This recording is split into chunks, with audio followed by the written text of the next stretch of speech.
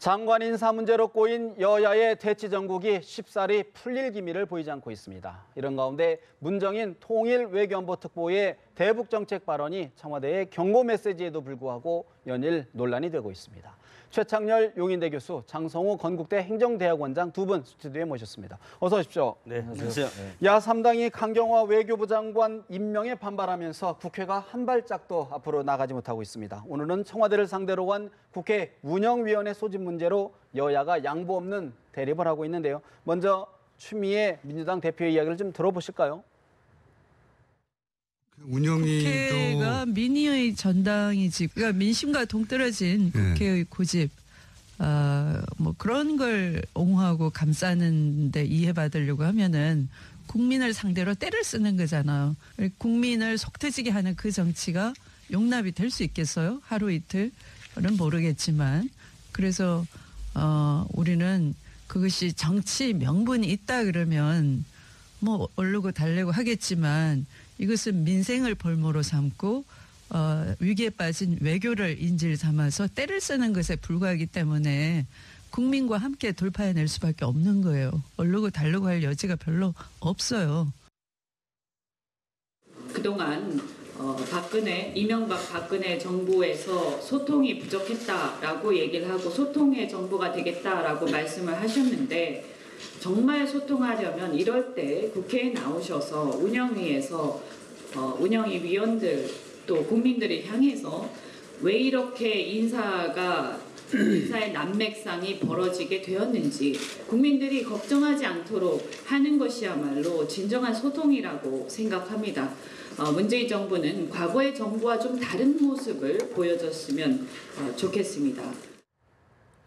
이현주 국민의당 수석 부대표의 이야기까지 들어봤는데요. 최 교수님, 여당은 야당의 발목 잡기가 문제다. 또 여당은 대통령의 국회 경시가 문제다. 이렇게 좀 서로 기싸움 내지는 대립하고 있거든요. 정부가 어떻게 진단하고 계십니까? 그래서 지금 이 운영위원회의 민정수석 문제, 출석 문제가 또 여야의 쟁점이 되고 있는데, 지난 정권 때도 우병우 민정수석의 출석 문제로 또 여야가 굉장히 이제 논란을 벌였었는데, 이번에 이 운영위 출석 문제는 본질은 전 아니라고 봐요. 지금 이제 청문회에서 여러 후보들의 의혹이 제기됐고, 특히 이제 강경화 후보자를 이제 외교장관으로 임명하면서 야당이 이제 극심하게 반발하고 있는 이런 형국이잖아요. 근데 여야가 바뀌면 거의 똑같은 정치 문법을 동원하고 있어요. 이건 뭐 보수 진보의 문제가 아닌 것 같은데, 그러니까 우리 정치권이 항상 기존의 정치 문법을 그대로 답습하고 있다라고 보여집니다. 기존의 정치 패러다임에 그대로 몰입해 있고. 전 그래서 하나 제안을 드리고 싶은 게, 김대중 노무현 정권 지나고 이명박 박근혜 정권 지났잖아요. 뭐 이제 10년, 9년이에요 지금. 서로 10년씩 9년인데 10년이라고 우리가 보고 서로 10년씩 정권을 맡아봤잖아요. 이제 그러니까 1대1 비겼다고 생각하고 똑같은 문법 그만 좀 했으면 좋겠어요. 이제 여당은 야당의 지금 발목 잡기라고 얘기하는 거, 과거 정권도 그랬고, 야당 여전히 여당에 대해서 청문회에서 이런 여러 가지 공세를 하고 있어요. 근데 이번 대선이라는 게 인수위 없이 출범했잖아요, 문재인 정부가. 그리고 일단 정부 세팅부터 좀 해야 될 거 아니에요. 그리고 지난해 우병우 민정수석 출석 문제하고 지금하고 좀 다르잖아요. 아직 이제 정부가 출범한 지 42일 됐나요? 그런데 지금 운영위원회 민정수석을 출석하라는 건 좀 과도한 것 같아요. 정부 운영을 뭐 특별히 아직 해본 게 내각도 없으니까요. 구성도 안 됐잖아요. 근데 민정수석이 나와서 무슨 얘기를 합니까? 인사청문회의 이제 의혹 제기에 대해서 얘기하겠죠. 왜 이렇게 검증 못했느냐 이런 얘기인데, 앞으로 인사청문회가 줄줄이 예정돼 있고 민정수석이 나와서 무슨 얘기를 하겠어요. 저는 그래서 민정수석의 출석 문제를 지나치게 이렇게 정치 쟁점화하는 것은 바람직하지 않다 이렇게 생각합니다. 사실 이제 문제는 국회 파행이 장기화될 조짐을 보이고 있는 것 아니냐라는 이제 우려가 커지는 건데, 우리 장 원장님 어떻게 평가하시는지요?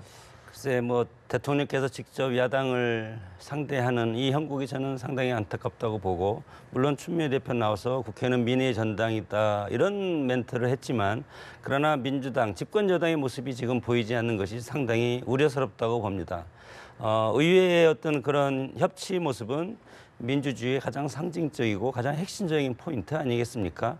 대통령이 국정을 운영하지만 운영할 수 있는 규정이라든가 법적인 제도적인 것은 의회에서 만들어줘야 되기 때문에 네. 대통령을 비롯한 행정부는 국회를 하늘처럼 떠받들어서 모셔야 된다고 저는 봅니다. 이것이 다른 말로 하면 문재인 대통령이 수차례 얘기한 협치 정신. 네. 국민들과 협치하는 것도 협치고 권위를 내려놓는 것도 국민들한테 속 시원함을 보여주지만 결국은 정치는 의회를 통해서 하는 것 아니겠습니까? 이런 상황에서 작금의 이런 인사 문제를 가지고 초장부터 협치가 깨졌다고 봅니다. 네. 이것이 저는 회복하기는 상당히 불가능한 시점이 됐다. 이럴 경우 가장 큰 피해를 보는 건 저는 집권 여당이 아니고 국회의원들은 다음 총선을 대비하면 되는 것 아니겠습니까? 그러나 문재인 대통령을 비롯한 청와대 그리고 집권당 이런 순으로 해서 아주 국정이 아주 지금 답답한 모습이 앞으로 이제 연속될 가능성이 상당히 현재 큰데. 막혀 있는 정황을 그러면 어디서부터 누가 먼저 풀어야 된다고 보시는지요? 일단은 협치라는 것은 여당과 야당이 서로 대화와 설득, 타협 이런 것들에서 결과를 도출하는 것 아니겠습니까? 협치라는 것은 뭡니까? 여당과 야당이 서로 합의해서 네. 야당이 원하는 것을 일정 부분 받아주고 네. 그리고 야당이 원하지 않더라도 일정 부분 이것은 우리가 좀 꼭 해야 됐으니까 이런 마크 협상 이런 것들이 돼야 되는데 필요하다. 전시에도 적들끼리도 서로 교신도 하고 하는데 우리 정치 지금 여당과 야당 특히 제1야당인 한국당과 민주당은 대화가 없는 것이 저는 가장 큰 문제고 특히 대통령께서 지금 인사 문제를 가지고 적어도 한두 명은 네. 야당이 전부를 지금 거부하고 있지 않습니까? 제가 생각해도 전부 거부하는 것은 좀 문제가 있고 지금 방금 우리 교수님께서 말씀하셨지만 인수위 없는 이런 정권 네. 그렇기 때문에 전부는 아니지만 그러나 야 3당이 전부 안 된다고 하는 분에 대해서는 네. 대통령 스스로 본인이 결자에 의해서 사퇴하는 것 자진 사퇴보다도 대통령이 사퇴시키는 그런 모습이 일단은 협치의 시작이라고 봅니다. 사실 지금 다른 후보자 청문회 일정은 물론 추경안 상정조차도 못 되고 있는데 우리 최 교수님 보시기에는 어렵겠지만 탈출구는 어디서 찾아야 될까요? 야당이 지금 너무 한 거라고 전 봐요. 지금 여야 똑같이 우리가 양비론으로 이제 비판할 수 있는데 지금 강경화 장관 임명한 다음에 여기 대해서 반발하고 있는 거잖아요. 적어도 명분은. 근데 강경화 후보자 시절에 며칠 안 됐습니다만 여러 가지 흠결이 제기가 됐어요. 그러나 국민들 여론이 적격이다라는 여론도 꽤 높았어요. 50% 이상이 됐었고 외교장관을 전혀 수행할 수 없을 정도라든지 이런 건 아니잖아요. 예. 그리고 또 하나는 여러 가지 이제 의혹들이 사실 강경화 후보자가 잘 몰랐던 부분도 있었다라는 부분도 해명이 좀 된 것 같아요. 예. 근데 너무 지금 야권이 야당들이 물론 야당 내부에서 조금씩 결은 다르다 하더라도 야권이 너무 강경화 장관의 임명에 대해서 너무 몰입한다 이렇게 생각이 들어요. 그렇게 과연 야당의 모든 당력을 집중할 정도로 그 정도냐 이게 그건 좀 아니라고 저는 생각해요. 야당도 분명히 이런 어떤 여건에 이런 부분에 대해서 얘기할 수 있어 비판할 수 있으나 예. 강경화 장관의 임명을 빌미로 해가지고 그것을 고려로 해가지고 이렇게 전국 자체를 청문회조차 안 여는 것. 예. 그러면서 운영인 열자고 하고 또 상임인 열지 않는 이런 것들은 대단히 자가당착적이다. 예. 그런 측면에서 관례상 여당이 맡아온 국회 운영위원회 자리를 놓고도 사실 지금 제1야당 또 여당과 좀 대립을 하는데 우원식 원내대표, 정우택 원내대표 이야기를 좀 들어보시겠습니다. 제1야당이 민생에 관심 없고 국민 여론은 안중에도 없고 오로지 정쟁과 새 정부 발목 잡기에 몰두하니 안타까울 뿐입니다. 더욱이 여당 원내대표 몫인 운영위원장도 내놓지 않고 목리만 부리고 있습니다. 자유한국당은 운영위원장 자리를 틀어주고 무리한 요구를 하기 전에 먼저 국회 정상화에 협조하고 운영위원장 교체에 협조하시기 바랍니다. 여당도 아니면서 국회 운영위원장을 고집하는 것은 아예 국회 운영 전반을 정치 공세의 수단으로 전락시키려는 것이라는 의구심을 더욱 크게 가질 수밖에 없습니다. 국회법에 상임위원장은 2년간 임기가 보장돼 있습니다. 그렇기 때문에 임기 2년 보장을 위해서 국회 본회의에서 상임위원장을 선출한 것입니다. 이건 법에 의해서 보장된 기간이고 법에 의해서 보장된 상임위원장입니다. 이것을 여야가 바뀌었으니까 이것을 하자고 하는 것은 저는 법을 성설이다 이렇게 생각을 하고. 현재 국회 운영위원장을 맡고 있는 자유한국당 정우택 원내대표 어불성설이다. 말이 안 된다. 이렇게 일축을 했는데 저기서는 어떻게 이 문제 보고 뭐 지난 계십니까? 20대 총선 이후에 그때 그 자유한국당 뭐 새누리당이었죠. 새누리당이 그때 여당이었으니까 여당 원내대표가 이제 운영위원장을 맡은 거고 네네. 야당이 국회의장을 맡아서 정세균 의장이 된 건데 여야가 바뀌었으니까 이제 바꾸자 이런 얘기잖아요. 근데 이 부분 역시 본질은 좀 아닌 것 같아요. 지금 운영위원장 얘기가 나온 거는 국회 이제 운영위원회에서 지금 정우택 원내대표 등 자유한국당에서 조국 민정수석 등이 출석해라 운영위원회 이러면서 이제 저 얘기가 불거졌잖아요. 네. 그래서 일정 부분 저 정우택 원내대표의 얘기는 일리는 있어요. 지금 2년 임기가 있는 것이기 때문에. 그러나 또 여당의 입장에서 볼 때는 항상 여당이 운영위원장을 맡아왔으니까 관례상, 그 예. 논리도 또 일단 일리가 있는 거죠. 이건 우리가 여당, 야당이 나름의 명분을 가지고 있는 겁니다. 그러니까 이 부분은 역시 각자의 논리는 일리가 있는 거기 때문에 국회가 다른 부분이 같이 이른바 협치에 의해서 풀려나간다면 이런 부분이 크게 문제될 건 없을 것 같아요. 그러나 다른 것들이 모두 막혀 있다 보니까 저는 대치정국이다 운영위원장 보니, 자리를 가지고 예. 이제 저렇게 서로 신경전을 하는 거라고 보여집니다. 예. 사실 어제 정세균 국회의장 야당은 여당 때 생각하고 야당은 여당 때 생각해라 이렇게 해서 당부하기도 했는데 입장이 지금 180도가 바뀌어 있는 상황이에요. 장 원장님 어떻게 진단하시는지요? 저는 그런 것은 자연스러운 모습이라고 봅니다. 야당이 여당 때 모습 생각할 필요도 없고 여당이 야당 때 모습 생각할 필요가 뭐가 있겠습니까? 국회에서는 여당이 야당이 있는 것은 야당의 존재는 국정을 감시하고 질타하고 잘못된 곳을 가면 그것을 바로잡는 것이 야당의 역할 아니겠습니까?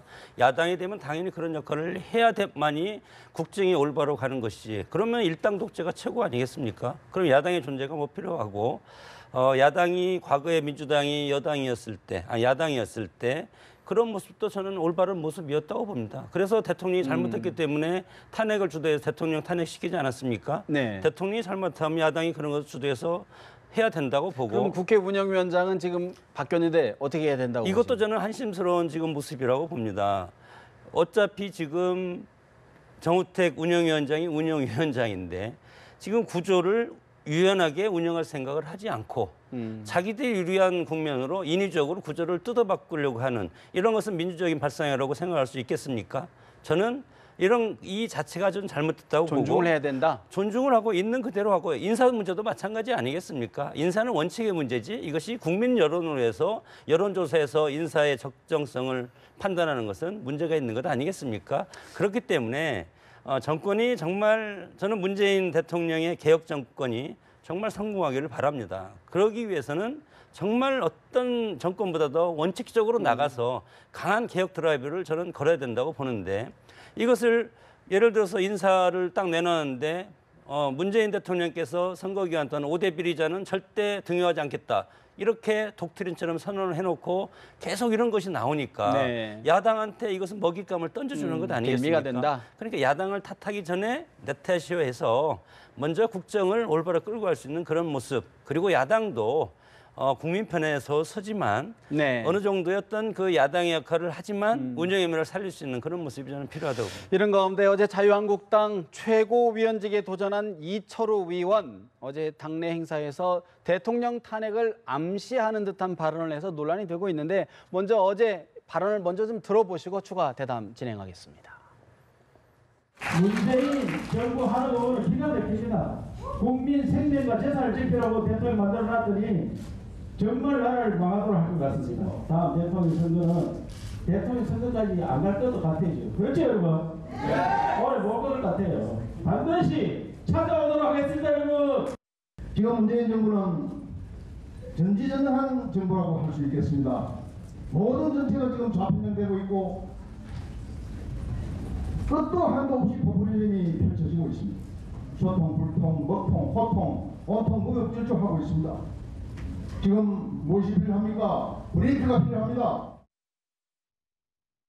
어제 제주에서 열린 자유한국당 당대표 및 최고위원 후보자 합동 토론회에서 문재인 대통령의 탄핵을 시사하는 발언이 나왔다는 보도를 봤습니다.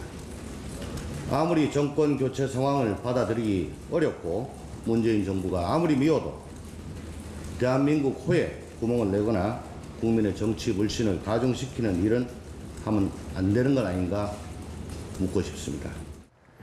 민주당 조응천 의원의 이야기까지 직접 들어보셨는데요. 정의당 탄핵에 어울리는 집단은 한국당뿐이라며 민주당에게 힘을 실어줬습니다. 최 교수님, 어제 이철우 의원의 발언, 물론 뭐 토론 유세 과정에서 나온 이야기이긴 한데 어떻게 들으시는지요? 글쎄 뭐 일단 최고위원직에 도전하는 전당대회 관련해서 나온 발언이니까 당내용 발언이다라고 우리가 뭐 100번 양보할 수가 있는데 이 부분이야말로 여야를 넘어서 아직 내각도 구성이 안 됐잖아요. 제대로 뭐 개혁 드라이브, 아까 우리 장 교수님 개혁 드라이브 말씀하셨는데 개혁 드라이브라는 걸 뭐 걸어보지도 못하고 있어요. 지금 그 청문회 정국에서 계속 이렇게 여야가 대립하고 있는 형국이라서. 그런데 뭘 지금 현재 얘기 모레 못 갈 것 이런 거는 여야 차원을 떠나서 정치인으로서의 금도를 넘었다. 이거 탄핵을 시사한 듯한 발언이라고 아까 이제 말씀하셨잖아요. 그런데 탄핵 여건도 안 되는 것이 이 말 자체가 지금 맞지를 않아요. 지금 42일 돼가지고 정권이 지금 장관도 아직 결정이 안 돼 있고 장관 5명밖에 임명 못했어요. 예. 아무리 5대 원칙,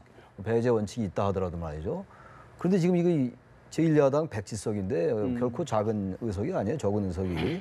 근데 아무리 당내 그 전당대회 용이라 하더라도 뭐 유권자들, 대의원들이나 저기 자유한국당 유권자들에게 그렇죠. 뭔가 어차피 공개된 자리고요. 선명성을 보여주는 거 하라도 이거는 뭐 공개된 발언이잖아요. 공인으로서 한 발언인데 이런 발언들을 하면서 어떻게 협치를 얘기합니까?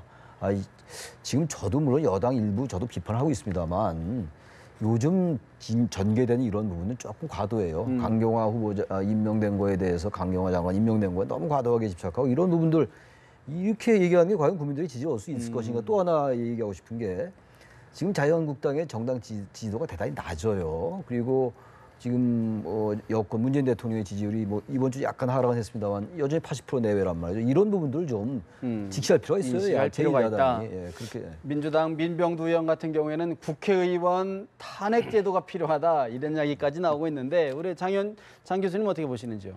뭐 저거보다 앞으로는 훨씬 더 강해질 가능성이 상당히 큽니다. 어느 협치가 쪽에서요? 깨졌기 때문에. 한국당에서 발언 수위가 더 이 높아질 발언 것이다. 수위보다 훨씬 더 이제 일단은 이제 대표 또 난타전 벌이지 않겠습니까? 그 소재가 무엇이겠습니까? 야당의 전당대회 소재는 여당과 대통령이 핵심 소재이기 때문에 누가 더 집권 여당과 정부를 강하게 비판할 수 있는 야당의 선봉장이 설 수 있냐 이런 것을 뽑는 자리 아니겠습니까? 그렇기 때문에 저런 멘트가 나오는데 어떻게 보면 상당히 부적절하죠. 왜냐하면 어차피 국민들이 뽑아준 국민의 대통령 아니겠습니까? 그러나 우리 헌정사를 보면 헌정사에 보면 이승만 대통령의 4월 26일 4.19 혁명으로 인해 4월 26일 하야가 있었고 그리고 79년 11.6 박정희 대통령 서거가 있었고 그리고 또 87년 6월 항쟁이 있었고 그리고 지난 박근혜 대통령 탄핵이 있었고 이런 헌정사 불행한 역사가 우리 한국 근현대사를 얼룩지게 하고 어떻게 보면 국민의 가슴을 아프게 한 그런 역사가 다시 반복될 수 있다는 이런 가능성을 언급한다는 자체가 부적절하다. 상당히 뭐 부적절하고 참 가슴 아픈 일입니다. 그렇기 때문에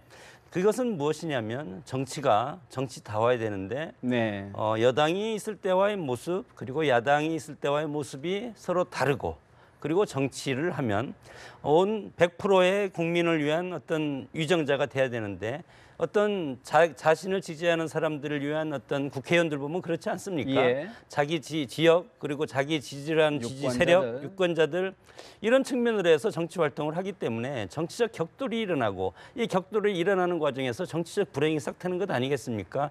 그렇기 때문에 앞으로는 자제했으면 좋겠다. 과거에 뭐 그런 말이 있지 않습니까? 평화적 정권 교체 이런 것들이 있었는데 이제는 뭐 평화적 정권 교체는 앞으로 되리라고는 보지만 그래도 자극적인 언사 이런 것들은 좀 우리 정치인들이 자제를 해야 됩니다. 요 한 말씀만 하고 다음 네네네. 정치인으로서 이런 얘기하는 게 아까 뭐 당내용이라고 말씀드렸습니다만 대통령에 대한 지지도가 지금 문재인 대통령에 대한 지지도가 70%를 넘고 80%를 내외를 육박하는데 어떻게 이런 말이 가능합니까? 네. 이건 일단 국민들을 너무 가볍게 보는 아니냐. 언술이에요. 이런 언술은 아무리 전당대회라도 국민들 입장에서도 현재로서는 탄핵이라는 이야기를 좀 더 그리고 일단 여야가 지나치게 가파르게 대립해서 뭔가 지지층을 결집시키려 하는 우리 한국 정치 아주 고질적인 문법이 있어요. 이것도 일종의 당내용이지만 그런 거란 말이에요. 이런 것들은 비판받아 마땅하다고 봅니다. 알겠습니다. 네. 그런가 하면 문정인 대통령 통일외교안보 특보의 발언이 지금 새삼 정치권 또 외교가에서 논란이 되고 있는데 오늘은 황교안 전 국무총리가 입을 열었습니다. 한미 동맹을 훼손하는 매우 부적절한 발언이다. 이렇게 발언을 했는데 우리 최 교수님께 다시 한번 여쭤봐야 될 것 같은데 어떤 의미, 어떤 맥락으로 이해하고 계시는지요? 글쎄요, 저는 한미 동맹을 훼손할 수 있다. 저는 저렇게 저 말에 동의하기 어렵습니다. 우리나라가 지금 이제 한미 동맹에 굉장히 많은 비중을 두고 있죠. 당연히 그래야 되는 것이고 우리 외교의 가장 기본 기축이 한미 동맹이긴 합니다만 이번에 지금 그 문정인 특보의 얘기는 한미 동맹을 훼손할 그런 맥락이 하나도 아니에요. 미국 내에서도 이런 얘기들 많이 하는 얘기들이에요. 그리고 우리나라 국내 전문가들도 이런 부분을 많이 얘기하고 단지 시기적으로 네. 한미 정상회담을 앞둔 상황이고 현실적으로 사드 배치를 둘러싸고 한미 간에 약간 미묘한 것들이 있는 것도 사실이에요. 근데 또 하나 원래 사드 배치는 올해 8월인가 9월 정도 설치되게 돼 있었어요. 어떻게 보면 미국이 더 과속한 거예요. 우리나라하고 지난 정권하고 말이죠. 이런 저간의 사정이 있는 건데 핵과 미사일 동결한다는 전제로 한미 훈련 축소할 수 있다 이런 발언이 네. 왜 한미 동맹을 흔드는 겁니까? 학자로서는 충분히 할 수 할 수 있는 얘기고 이야기다. 물론 특보이기 때문에 네. 단순히 개인 자격으로 얘기할 수 없다 하더라도요. 한미 동맹을 이 부분이 지금 훼손한다는 아무런 근거가 없어요. 그럼 미국 대통령이 화를 냈다는 건 이것 때문에 화를 낸 게 아니에요. 주한미군을 유지하고 있는데 왜 다른 목소리가 나오냐 이래서 화를 냈다라는 거 이른바 지금 예. 트럼프 대통령이 우리는 그럼 미국과 똑같은 얘기를 해야 되는 겁니까? 그건 아니잖아요. 그럼 미국에서도 이런 얘기를 많이 해요 지금. 네. 단지 제가 아까 얘기했던 것처럼 시기적인 문제는 분명히 있어요. 대통령 특보라는 거.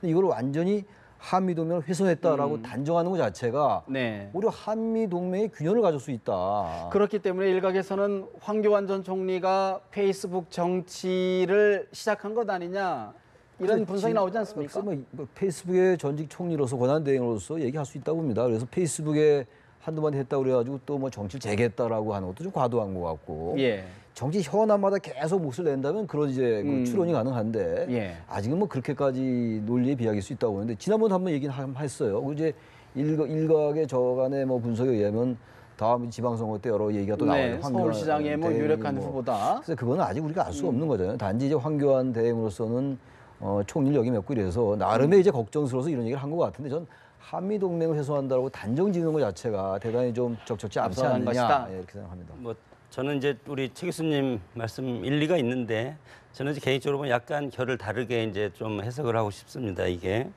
여러 가지 두 가지 측면에서 그렇습니다. 문정인 특보 지금 사인이 아니고 교수 전직 교수지만 지금은 대통령의 특보라는 공인이라는 신분이라고 생각이 들고 그리고 상황에서 현재 상황에서 부적절한 어떤 발언이었다고 보고 그리고 더군다나 대통령 특보는 대통령 통일 외교 안보 특보 아니겠습니까? 이것은 문재인 대통령과 통일 외교 안보에 관해서 생각을 공유하는 그런 측으로 외국에서는 상당히 중요한 인물로 지금 포커스를 맞추고 보고 있는 것 아니겠습니까? 그렇기 때문에 한국의 여러 가지 외교 안보적인 현안에 대해서 네네. 집중적으로 질문하는 것은 대통령의 생각이 무엇이고 한국 정부의 생각이 무엇이냐 그런 것에 대해서 답변하는 것에서 어떻게 보면 직책에서 자유로울 수 없는 분이 미국과의 어떤 그 인식이 네. 장면적으로 저는 배치된다고 그러면 봅니다. 황 총리의 지적이 일리가 있다, 적절하다 이렇게 뭐 보시면 저는 뭐 황 총리가 네. 앞으로 무슨 정치적인 어떤 목적을 두고 그건 떠나서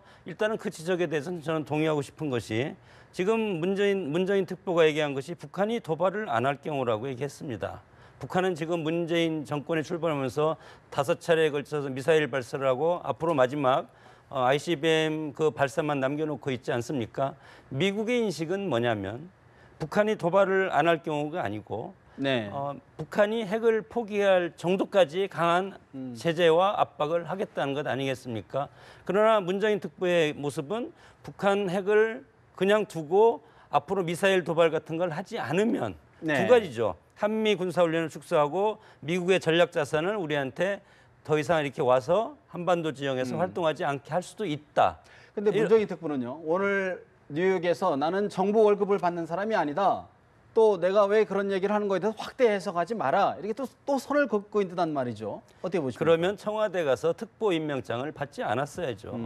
특보 임명장은 봉급이 없더라도 특보는 멘토 아니겠습니까? 멘토라는 것이 학생들을 가리키는 것이 아니고 대통령은 산적한 국정 현안을 모두가 컨트롤할 수 없기 때문에 다양한 분야의 특보를 두서 그분으로 하여금 본인의 것을 대신 이렇게 해서 의견을 묻고 그리고 다시 집행하고 그런 역할을 하는 거기 때문에 임명장을 받는 순간 사인이 아니고 공인이라는 신분이라는 것을 잊어서는 안 된다. 잊어서는 안 되고 인정을 해야 됩니다.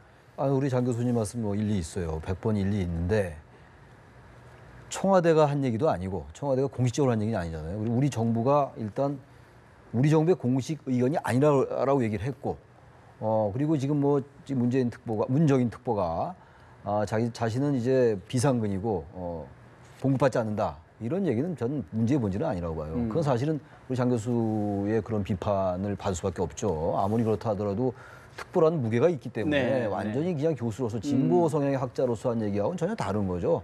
만약 진보 성향의 학자 이렇게 됐다면 이렇게 오늘까지 이런 논란이 계속 바로 이 자리에서라도 그건 아닌데.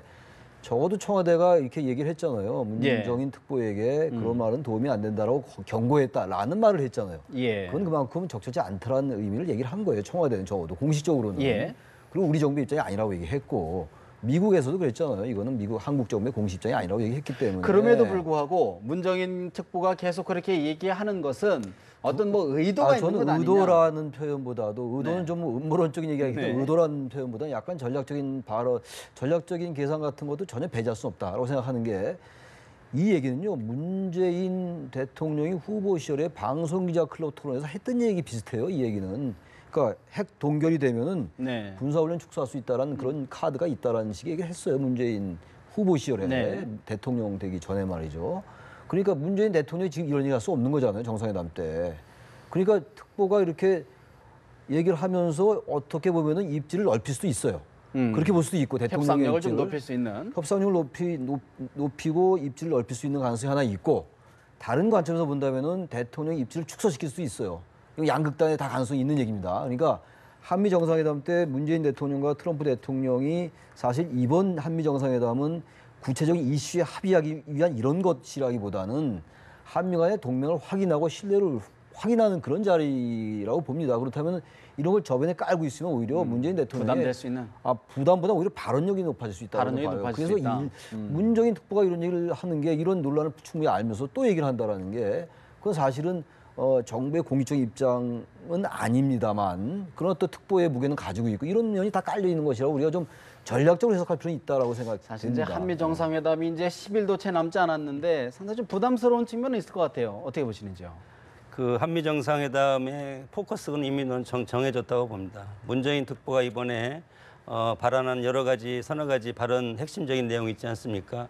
이것을 대통령한테 직접 질의하든가 아니면 기자들이 대통령 수행원들한테 이것에 대해서 대통령의 의사를 직접적으로 타진하고 싶어하는 그런 모습이 저는 가장 핵심적이기 때문에 한국과 미국의 어떤 우호 설린 조약과 동맹으로서 안보 동맹국으로서의 어떤 미래지향적인 그런 모습보다도 지금 북한의 도발을 멈출 경우 이 멈출 경우가 언제까지인지는 모르겠습니다. 그러면 미사일을 쏘지 않고 기다리고 있을 때 그러면 우리는 햇볕 정책과 그리고 달볕 정책을 우리가 추진을 해서 북한을 대화에 이끌겠다. 이런 취지로 얘기를 하고 싶을 텐데 지금 그런 말을 할 수 있는 분위기가 완전히 문정인 특보의 이 말로서 완전히 다 저는 사라졌다고 봅니다.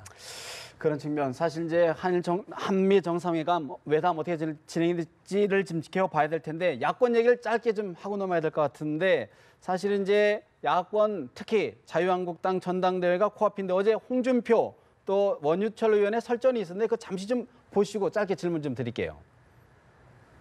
존경하는 홍준표 의원님께서도 미국으로 떠나시면서 나는 당권을 가지고 경쟁을 하지 않겠다라고 말씀하셨고요. 최근에는 또 할 사람이 없어서 내가 나오거나 이런 취지로 말씀하셨습니다. 저는 그것은 우리 자유한국당의 미래를 위해서 그렇지 않다고 보고 있습니다. 내가 원유철 후보님이 이 당을 썩은 뿌리 잘라내고 가지치고 그리고 새롭게 만든다는 판단이 있으면 내 중도 사퇴하겠습니다. 그러면 지금 사퇴하시죠. 근데 지금은 보니까 원인보는 좀 힘들 것 같아. 이번에 경선에 가면서 봅시다.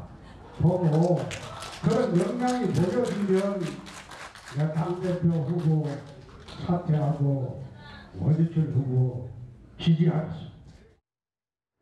어제 자유한국당 대표 경선 후보들 간의 토론에서 있었던 이야기인데 사실 야권 상대적으로 좀 관심이 좀 떨어져 있긴 한데 어떤 부분을 좀 관심 포인트로 봐야 될까요? 일단 잠깐 이제 말씀을 드리면 신상진 의원이 너무 배제돼 있어요. 좀 민망해 보이고 이제 친홍과 뭐 비홍의 대결이라는 그런 얘기들 많이 하는데 그런 부분이 보이는데 원유철 의원은 친박이라고 보기 좀 어려워요. 신박이란 말을 많이 했고.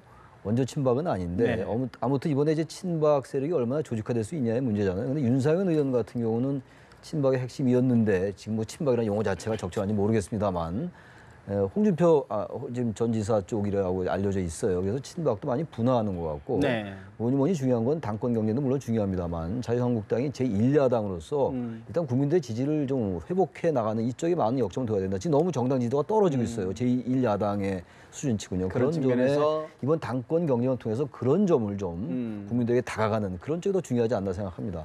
뭐 출발 시점에 한국당의 지지율이 14% 정도 나온 것은 엄청나게 많이 나온 숫자라고 봅니다. 그만큼 보수층이 서서히 저는 결집하고 있다고 보고 이것이 문재인 정권이 국정에서 어느 정도 성과를 내냐 내지 못하냐에 따라서 앞으로 한국당의 운명이 달릴 거라고 보고 네. 일단 전당대회 결과는 저는 나왔다고 봅니다. 누구라고 제가 말씀을 드릴 수는 없겠지만 일단은 창조적 파괴를 통한 노이즈 마케팅이 극성을 부릴 것이다. 네. 이것이 제1야당, 야당이 살 길 아니겠습니까? 그래서 대한정당의 어떤 출발점으로 삼아야 될 것이고 두 가지 목적이 있을 겁니다. 이번 전당대회를 통해서 강한 선명 야당의 어떤 모습을 국민들한테 강하게 보여줄 필요가 있고 두 번째는 보수층을 재결집해서 보수와 진보라는 자유와 평등이라는 두 가치를 세울 수 있는 네. 보수 정당의 기치를 확실히 세울 수 있는 그런 모습들을 국민들한테 보여줬으면 하는 그런 전당대회가 되기를 바랍니다.